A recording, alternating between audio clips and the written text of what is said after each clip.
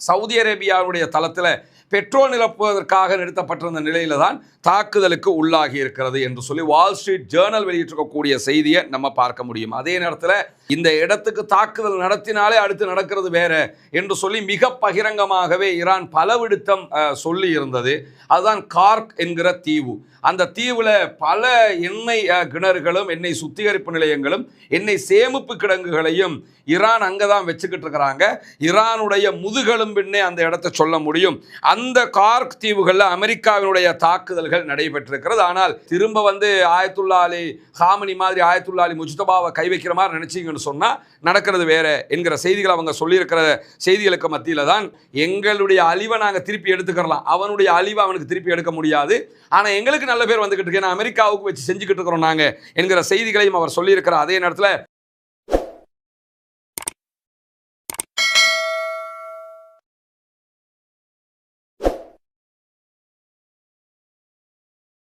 அன்பிற்கினிய சகோதர சகோதரிகளே, நம் அனைவர் மீதும் ஏக இறைவனுடைய அமைதியும் கருணையும் உண்டாகட்டுமாக என்கிற உயரிய பிரார்த்தனைகளோடு ஈரானுக்கும் இஸ்ரேல் அமெரிக்காவுக்கு இடையிலான ஒரு மாபெரும் யுத்தம் தொடர்ந்து உச்சகட்டமாக நடைபெற்று வரக்கூடிய சூழல்ல ஈரானுடைய அரசை வீழ்த்துவதற்காக அமெரிக்கா கடந்த 15 நாட்களாக படாத பாடுபட்டு கொண்டிருப்பதை நம்ம ஊடகங்களில் தொடர்ந்து பார்த்து வர்றோம். ஏன்னா அமெரிக்கா போன்ற ஒரு மாபெரும் வல்லரசால் ஈரான் போன்ற ஒரு நாட்டை இதுவரைக்கும் வீழ்த்த முடியவில்லை என்பது வெக்கத்திலும் வெக்கமான ஒரு விஷயமாக சர்வதேச அளவிலே பார்க்கப்படுகிறது. காரணம் என்னன்னா, நாங்கள் ஈரானை அட்டாக் பண்ண போகிறோம், ஈரானுடைய இராணுவத்தை வீழ்த்த போகிறோம், ஈரானுடைய அரசை வீழ்த்த போகிறோம், அதற்காக ஒரு மாபெரும் கடற்படையை நான் அனுப்பியிருக்கிறேன், அதற்கு பெயர் ஆர்மடா என்று சொல்லியெல்லாம் ரொம்ப உச்சமாகவே அமெரிக்க அதிபர் டொனால்ட் ட்ரம்ப் கம்பி கட்டிய கதைகளை பேசியதும் அதே போன்று ரொம்ப பீத்திக்கிட்டு தெரிஞ்சதையெல்லாம் நம்ம சர்வதேச அளவில் பார்த்தோம். இன்ன வரைக்கும் அந்த பீத்தல் அவர் கைவிடாம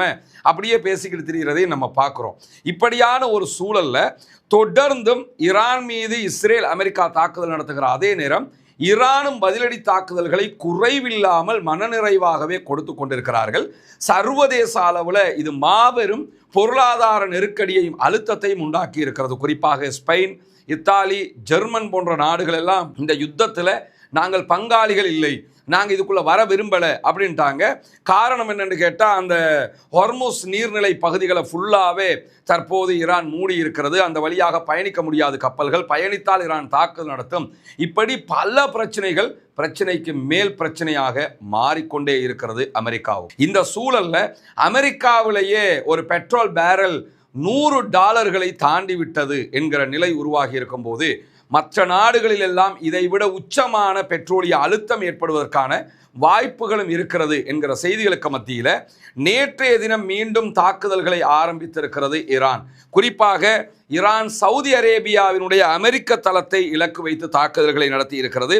சவுதி அரேபியாவினுடைய அமீர் சுல்தான் விமானப்படை தளத்தில் இருந்த எரிபொருள் நிரப்புவதற்காக வந்திருந்த அமெரிக்காவினுடைய 5 விமானங்கள் மீது தாக்குதல்கள் நடத்தப்பட்டிருக்கிறது என்கிற செய்திகள் வெளியாகி இருக்கிறது. அமெரிக்காவினுடைய F-35 விமானங்கள் இவங்க பறந்துகிட்டு இருக்கும் போது அதற்கு தாக்குதல் நடத்துகிற தன்மைகளை ஈரான் குறைத்திருக்கிறது. பறக்கும் போதே ஈரான் அவங்களை சுட்டு வீழ்த்துற மாதிரி காட்சிகள் F-15 வகையான 2 விமானங்களுக்குத்தான் ஏற்பட்டிருந்தது என்பது நமக்கு தெரியும். ஆனால் F-35 விமானங்கள் தற்போது இந்த அமீர் சுல்தான் என்கிற சவுதி அரேபியாவுடைய தளத்தில் பெட்ரோல் நிரப்புவதற்காக நிறுத்தப்பட்டிருந்த நிலையில தான் தாக்குதலுக்கு உள்ளாகி இருக்கிறது என்று சொல்லி வால் ஸ்ட்ரீட் ஜேர்னல் வெளியிட்டிருக்கக்கூடிய செய்தியை நம்ம பார்க்க முடியும். அதே நேரத்தில் நேற்றைய தினம் பின்னேரங்களில் அமெரிக்கா ஈரான் மேல ஒரு முக்கியமான இடத்திற்கு தாக்குதல்களை நடத்தி இருந்தது.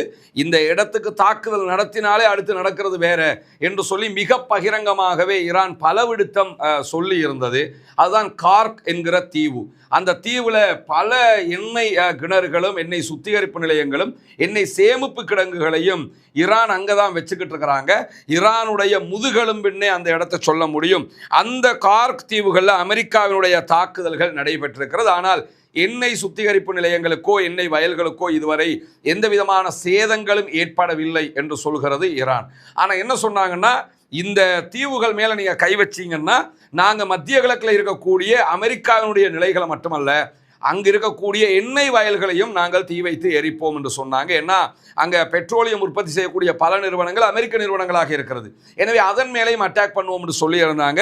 இந்த தாக்குதல் நடந்ததற்கு பிறகு உடனடியாக ஈரான் துபாய்க்கு ஒரு செய்தி அனுப்பியிருந்தாங்க. யுஏஇனுடைய ஆட்சியாளர்களுக்கு ஒரு செய்தி அனுப்பியிருந்தது ஈரானுடைய IRGC.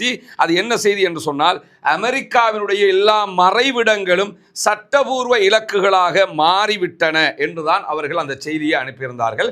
அமெரிக்காக்காரன் எங்கெல்லாம் இருக்கானோ, எங்கெல்லாம் ஒளிஞ்சுக்கிட்டு இருக்கிறானோ எல்லா இடத்தின் மேலேயும் நாங்கள் தாக்குதல் நடத்துவோம் என்று சொல்லி சொன்னது மட்டுமல்லாமல், யுஏஇல இருக்கக்கூடிய, ஐக்கிய அரபு எமிரேட்ஸில் இருக்கக்கூடிய நகரங்களில் தங்கியிருக்கக்கூடிய அமெரிக்க இராணுவத்தினுடைய இடங்கள், அதே போன்ற கப்பல் துறைமுகங்கள், கப்பல் துறைகள் சார்ந்த இடங்கள், மறைவிடங்கள், இப்படி எல்லா இடங்கள் மேலேயும் நாங்கள் தாக்குதல் நடத்துவோம். யுஏஇல இருக்கக்கூடியவங்க பாதுகாப்பான இடங்களுக்கு சென்று விடுங்கள், மக்களை பாதுகாப்பான இடங்களுக்கு வச்சிருங்கன்னு சொல்லி யுஏஇ கவர்மெண்ட்டுக்கே நேரடியாக ஈரானுடைய அரசு அறிவித்திருக்கிறது. தஸ்னீம் நியூஸ் ஏஜென்சி இந்த செய்திகளை வெளியிட்டிருக்கிற அதே நேரத்தில் மொத்தமாக ஐக்கிய அரபு எமிரேட்ஸினுடைய அமெரிக்க தளங்கள் தான் முதன்மை தாக்குதலுக்கு மாற இருக்கின்றன என்கிற செய்திகளை சொல்லியிருந்தார்கள். உடனடியாக புஜைரா துறைமுக நகரத்தின் மீது தாக்குதல்கள் நடத்தப்பட்டிருக்கிறது. ஈரானுடைய ட்ரோன் தாக்குதல்களை தொடர்ந்து எண்ணெய் சேமிப்பு கிடங்குகளில் இருந்து பாரிய புகை மூட்டங்கள் வெளிவந்து கொண்டிருக்கின்றன என்கிற செய்திகளை அல் ஜசீரா உள்ளிட்ட ஊடகங்கள் வெளியிட்டுக் கொண்டிருக்கின்றன. ப்ளூம்பர்க்கினுடைய கூற்று பிரகாரம் இந்த தாக்குதல்கள் ஹார்மோஸ் ஜலசந்திக்கு வெளியிலே இருக்கக்கூடிய ஒரு முக்கியமான உலகளாவிய எரிசக்தி மையமான துறைமுகத்தில் நடத்தப்பட்டிருக்கிறது. இது எண்ணெய் ஏற்றுதல் நடவடிக்கைகளை உடனடியாக நிறுத்துவதற்கு வழிவகுக்கும் அப்படிங்கிறாங்க. ஏன்னா இந்த அரபு நாடுகள் எல்லாம் இருக்குதா இல்லையா, சவுதி, குவைத், பஹ்ரைன், பெரும்பாலான நாடுகளுடைய சுத்திகரிக்கப்பட்ட எண்ணெய் சேமிப்பு கிடங்கு இங்கே தான் இருக்குது. அதுலேயும் யுஏஇனுடைய ஈரல்ன்றே அதை சொல்லலாம். இங்கே தான் புஜைராவில் தான் வச்சிருக்கிறாங்க. இங்கே இருந்து என்ன பண்ணுவாங்கன்னா, இது ஒரு குடோன்னு நினச்சிக்கிறங்களேன், எல்லாருமே கொண்டு வந்து இங்கே சேமித்து வைப்பாங்க. இங்கே இருந்து தான் கடல் வழியாக மற்ற நாடுகளுக்கு அனுப்புவாங்க. அந்த புஜைரா போர்ட் மேலே தான் இப்போ தாக்குதல்கள் நடத்தப்பட்டு கொண்டிருக்கிறது என்கிற செய்திகள் வெளிவந்து கொண்டிருக்கக்கூடிய சூழலில் இதற்கு பதிலளிக்கும் விதமாக, அதாவது கார்க் என்கிற அந்த தீவின் மேலே தாக்குதல்கள் நடத்தியதற்கு பதிலளிக்கும் விதமாக அடுத்த கட்டமாக அமெரிக்காவினுடைய பக்தாதில் இருக்கக்கூடிய தூதுவர் ஆலயத்தின் மீது தாக்குதல்கள் நடத்தப்பட்டிருக்கிறது. இது அமெரிக்காவினுடைய தூதுவர் ஆலயம் வெடித்து சிதறி புகை மூட்டமாக இருக்கக்கூடிய காட்சிகளை தான் நீங்க பார்க்குறீங்க. இவ்வளவு ஒரு படுபயங்கரமான பாரிய தாக்குதலை தற்போது ஈரானுக்கு ஆதரவான ஈராக்கில் இருக்கக்கூடிய ஆயுத குழுக்கள் நடத்தி வருகிறார்கள். மொத்தத்தில் அமெரிக்கா எந்த பக்கம் திரும்பினாலும் அடி விழுகுது என்கிற நிலை இருக்கும்போது, அமெரிக்கா ஈரானுடைய மற்ற தீவுகள் மேலேயும் தாக்குதல்கள் நடத்தலாம் என்கிற ஒரு அச்சம் நிலவிக் கொண்டிருக்கிறது. அப்படி தாக்குதல் நடத்தினால் அது பாரிய இழப்புகளை ஈரானுக்கு ஏற்படுத்துறது மட்டுமல்லாமல், ஈரான் தாறுமாறாக கண்ட்ரோல் இல்லாமல் அரபு நாடுகளில் இருக்கக்கூடிய எண்ணெய் வயல்கள் மீது தாக்குதல்களை நடத்தும் என்று நம்பப்படுகிறது. குறிப்பாக கார்க் தீவுகளில் திரும்ப தாக்குதல் நடத்தினால் பதிலடி தாக்குதல்கள் உச்சமாக இருக்க வாய்ப்பு இருக்கிறது. அதற்கு பிறகு கிஷ் என்கிற ஒரு தீவு இருக்கிறது, அந்த தீவு மேலே அமெரிக்கா தாக்குதல் நடத்த வாய்ப்பு இருக்கிறது. மூன்றாவதாக அபு மூசா என்கிற தீவின் மேலே தாக்குதல் நடத்த வாய்ப்பு இருக்குது. இந்த தாக்குதல்கள் நடத்தப்பட்டால் அதுக்கு பிறகு ஈரானுடைய ஆட்டமே தவிர்க்க முடியாத உச்சகட்டமாக இருக்கும் என்றுதான் தற்போது ஆய்வாளர்கள் சொல்லக்கூடிய நிலையில, இன்றைக்கு சிகாகோ பல்கலைக்கழகத்தினுடைய அரசியல் அறிவியல் பேராசிரியராக இருக்கக்கூடிய ரபேட் பேப்பிடத்தில் அல் ஜசீரா ஒரு பேட்டி எடுத்திருக்கிறாங்க. இவர் ரொம்ப பெரிய ஒரு ஆய்வாளர், குறிப்பாக மத்திய கிழக்கு தொடர்பான பல விவகாரங்களை ஆய்வு செய்யக்கூடிய ஒருவர். அவர்கிட்ட போய் இந்த டொனால்ட் ட்ரம்பினுடைய நடவடிக்கைகள், கார்க் தீவு மேலே தாக்குதல் நடத்தியது, இந்த யுத்தத்தினுடைய அடுத்த கட்ட போங்குகள் என்ன என்றெல்லாம் கேட்கும்போது, நம்ம எதை சொல்லி வர்றோமோ இது அவரும் சொல்லுகிற காட்சியை நீங்கள் பார்க்க முடியும். ஏன்னா உலகத்துக்கே தெரியுது என்ன நடக்குது என்று சொல்லி அந்த அடிப்படையில் அவர் என்ன சொல்கிறாருன்னு கேட்டால், ஈரானுடைய கார்க் தீவின் மேலே குண்டுவீச்சு நடத்துறதுக்கு ட்ரம்ப் உத்தரவிட்டதே என்ன நிலையிலன்னா, கடுமையான மன விரக்தியில் தான் உத்தரவிடுறாரு. அவர் ஒரு 3 நாளில் யுத்தம் முடிஞ்சிரும்னு நினைச்சாரு, 5 நாளில் முடிச்சிரும்னு நினைச்சாரு. 15 நாள் தாண்டியும் யுத்தத்தில் ஒரு சின்ன வெற்றியை கூட அடைய முடியாமல் இருக்கிறது. அவர் வெற்றின்னு கூவிக்கிட்டு இருந்தாலும் அவருக்கு வெற்றி அடைய முடியலை. அவர் மன விரக்தியில், மன அழுத்தத்தில் இருக்கிறாரு என்று சொல்லிட்டு தொடர்ந்து என்ன சொல்றாருன்னு கேட்டால், டொனால்ட் ட்ரம்ப் செய்ய முயற்சிக்கிறது என்னன்னு கேட்டால், அவர் ஒவ்வொரு மணி நேரத்துக்கும் நாளுக்கு நாள் கட்டுப்பாட்டை இழக்கக்கூடிய ஒரு மனிதராக இருக்கிறாரு. நம்ம சொன்னோம்ல குடிகாரமா இருந்து, அந்த ஆள் வேற பாஷையில சொல்றாரு. இந்த டொனால்ட் ட்ரம்ப் வந்து தன்னுடைய சுய கட்டுப்பாட்டை இழக்கக்கூடிய ஒரு சூழ்நிலைக்கு மீண்டும் மீண்டும் தள்ளப்பட்டு கொண்டிருக்கிறாரு. அதனால தான் ஆட்சி மாற்றத்தை பற்றி பேசுகிறாரு. பிறகு இன்னும் முடியலைங்கிறாரு, பிறகு 80% அழிச்சிட்டோம்ங்கிறாரு. இப்படி மாற்றி மாற்றி மாற்றி மாற்றி பேசுகிறாரு. ஆனால் டொனால்ட் ட்ரம்ப் என்ன நினைச்சாருன்னா, சீட்டு கட்டு மாதிரி ஈரானுடைய தலைமை முடிஞ்சிரும்னு நினைச்சாரு. அதாவது ஆயத்துல்லா அலி காமனிக்கு அடிச்சிட்டோம்னா மற்ற எல்லாரும் மலமலமலண்டு விழுந்துருவாங்க, எல்லாம் முடிஞ்சிரும்னு நினைச்சாரு. ஆனால் அதுக்கு பிறகு தான் பிரச்சனையை ஆரம்பித்தது. அதனால ரொம்ப மன விரக்தியில் இருக்கிறாரு. ஈரானுடைய அரசு வந்து சரியாமல் இருப்பது, வீழாமல் இருப்பது அவருக்கு ஆச்சரியமாக இருக்கிறது. தந்திரோபாய ரீதியாக அவங்க சில வெற்றிகளை அடைஞ்சாலும் மூலோபாய ரீதியாக ஈரானுக்குள்ள எந்த வெற்றியையுமே அவங்களால அடைய முடியாமல் இருக்கிற காரணத்தினால தான் கார்க் தீவுகள் மேலே விரக்தியில் அட்டாக் பண்ண பார்க்குறாரு. தோல்வி அச்சத்தில் தோத்துக்கிட்டே இருக்கிறமே என்கிற அந்த விரக்தி தான் அவருக்கு இப்படியான தாக்குதல்களை நடத்த தூண்டுகிறது. அப்படி ஒரு தாக்குதலை உச்சமாக கார்க் தீவுகள்லையோ அபுமூசா தீவுகள்லையோ கிஷ்தீவுகள்லையோ இவங்க நடத்துவாங்களாக இருந்தால் ஈரானுடைய பதிலடி கடுமையாக இருப்பது மட்டுமல்லாமல் ஹார்மூஸ்ல இருந்து மட்டுமல்ல, உலக அளவில் பெட்ரோலியம் மிகப்பெரிய தர்ம சங்கடத்தை சந்திக்கும். எல்லாத்தையுமே ஸ்டாப் பண்ணுவாங்க, எல்லா பக்கமும் தாறுமாறாக அடிப்பாங்க. இது அமெரிக்க அதிபர் டொனால்ட் ட்ரம்ப்புக்கு ஆலோசனை சொல்றவங்க இதை கொஞ்சம் சொல்லுங்கடா, இருந்தாலும் மூளைக்கு புரியட்டும்ங்கிற மாதிரி அவர் சொல்லியிருக்கக்கூடிய காட்சியை நம்ம பார்க்க முடிகிற அதே நேரத்தில் ஈரானுடைய உச்ச தலைவர் மீண்டும் கொல்லப்பட்டாலோ, அவர் மீது மீண்டும் தாக்குதல்கள் நடத்தப்பட்டாலோ, அமெரிக்காவுடைய அனைத்து நிலைகள் மீதும் இப்போது நடத்துகிற தாக்குதலை போன்று பல மடங்கு பதிலடி தாக்குதல்கள் நடத்தப்படும் என்கிறார் மாஸ்கோவுக்கான ரஷ்யாவுக்கான ஈரானுடைய தூதர் என்கிற செய்திகளும் இன்றைக்கு வெளியாகி இருக்கக்கூடிய நேரத்தில் ஈரானுடைய மக்கள் கடும் கோபமாக இருக்கிறாங்க. இரத்தத்திற்கு இரத்தம் பழிவாங்க வேண்டும் என்று நினைத்து கொண்டே இருக்கிறார்கள். இயற்கையாகவே அமெரிக்கர்கள் எதிர்காலத்தில் கடுமையான பழிவாங்குதல்களை எதிர்கொள்ள வேண்டி வரும். எனவே திரும்ப வந்து ஆயத்துல்லா அலி காமனி மாதிரி ஆயத்துல்லா அலி முஜ்தபாவை கை வைக்கிற மாதிரி நினைச்சிங்கன்னு சொன்னால் நடக்கிறது வேற என்கிற செய்திகள் அவங்க சொல்லியிருக்கிற செய்திகளுக்கு மத்தியில் தான் இன்றைக்கு ஈரானுடைய உயர்மட்ட இராணுவ செய்தி தொடர்பாளர் பிரிகேடியர் ஜெனரல் அப்போல் பாஸ் ஷராக்ஷி வெளியிட்டிருக்கக்கூடிய அறிவிப்பில் என்ன சொல்றாருன்னு கேட்டால், அமெரிக்கா அதே போன்று இஸ்ரேலுடைய பல தெய்வ வழிபாடு அதே போன்று மக்களை ஏமாற்றுகிற இந்த தன்மைகளுக்கு எதிராக மத்திய கிழக்கு நாடுகள் எல்லாம் ஒன்றுபட வேண்டும். நல்லா புரிஞ்சுக்கிறீங்கன்னு சொல்றாரு. இஸ்ரேல் வந்து பல தெய்வ வழிபாட்டை வைத்துக்கொண்டு மக்களை ஏமாற்றி கொண்டு இருக்கிறது.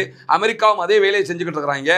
எது எப்படி போனால் நம்ம ஒரு இஸ்லாமிய வட்டத்துக்குள்ளே இருக்கக்கூடியவங்க இந்த வேறுபாடை எல்லாம் பார்க்காம அத்தனை பேர் நம்ம ஒன்றிணையணும். நம்ம ஒன்றிணைஞ்சால் மட்டும்தான் நம்ம பகுதிகளை நம்ம பாதுகாக்க முடியும். ஈரானை பொறுத்தவரையில் ஈரானுக்கு விழுந்திருக்கிற அடிகளில் எங்கள் நாட்டில் எதெல்லாம் அழிக்கப்பட்டுச்சோ அந்த அழிக்கப்பட்டதெல்லாம் எங்களை திருப்பி உருவாக்குறதுக்கு தெரியும். ஆனால் அமெரிக்காவினுடைய குட் நேம் நாங்கள் இல்லாமல் ஆக்கியிருக்கிறோம்ல, அவங்களுக்கு ஒரு குட்வில் இருந்துச்சா இல்லையா? அமெரிக்கான்னா வல்லரசு, அமெரிக்கான்னா பலம், அமெரிக்கான்னா காசு, அமெரிக்கான்னா இராணுவம், இது எல்லாத்தையுமே அழிச்சிட்டோம். எங்களுடைய அழிவை நாங்கள் திருப்பி எடுத்துக்கிறலாம், அவனுடைய அழிவை அவனுக்கு திருப்பி எடுக்க முடியாது.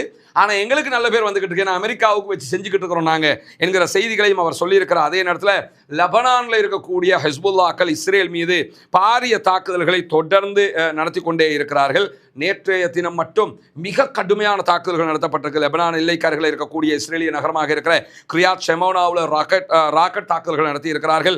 அதேபோன்று வடக்கு இஸ்ரேலில் இருக்கக்கூடிய மெத்துல்லா நகரத்தின் மீது 2 அலை தாக்குதல்கள் 30 என்ற 60 ராக்கெட் தாக்குதல்கள் நடத்தி இருக்கிறார்கள். அதேபோன்று இஸ்ரேலுடைய நகரமாக இருக்கக்கூடிய சபாத்துக்கு அருகாமையில் இருக்கக்கூடிய ஐன் ஜட்டீம் தளத்தின் மீது ராணுவ தாக்குதல்கள், இது ராணுவ தளமாக இருக்க அதில் ஏவுகணை தாக்குதல்கள் நடத்தி இருக்கிறார்கள். அதே போன்று லெபனானுடைய எல்லை கிராமமாக இருக்கக்கூடிய ஒசேட்டே பகுதிகளில் இருந்த இஸ்ரேலிய ஆக்கிரமிப்பு ராணுவத்தினுடைய தரைப்படையின் மீது பயங்கரமான தாக்குதல்களை நடத்தி இருக்கிறார்கள். அதே போன்று லெபனானுடைய எல்லை நகரமாக இருக்கக்கூடிய பிளீடாவில் இஸ்ரேலிய ஆக்கிரமிப்பு ராணுவத்தை இலக்கு வைத்து தாக்குதல்கள் நடத்தி இருக்கிறார்கள்.